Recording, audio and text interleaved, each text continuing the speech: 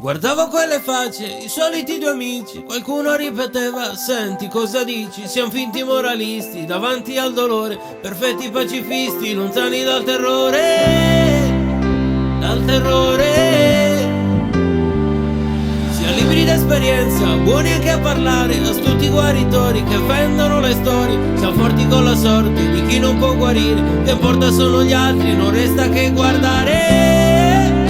Che guardare. Qui mancano gli eroi di storie decisive. Siamo figli del successo, di foto condivise che portano lontano dai vicoli del cuore. Siamo figli di una storia che resta senza nome.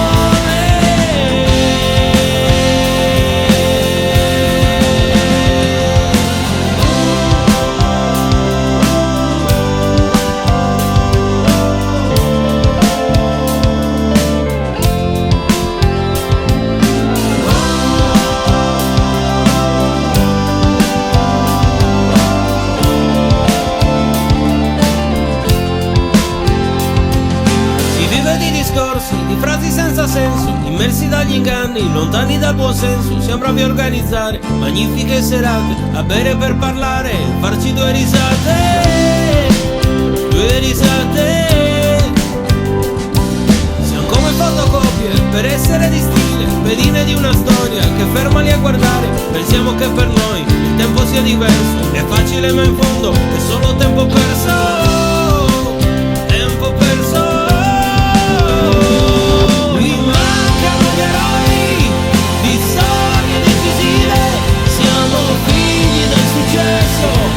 Di foto condivise che portano lontano dai vicoli del cuore. Siamo figli di una storia che resta senza nome.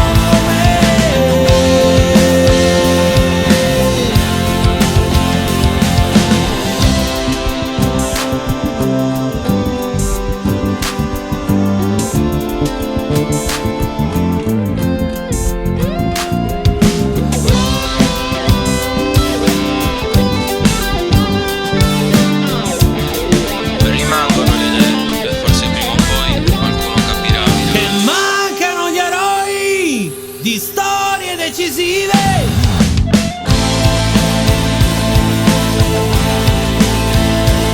che portano lontano dai vicoli del cuore.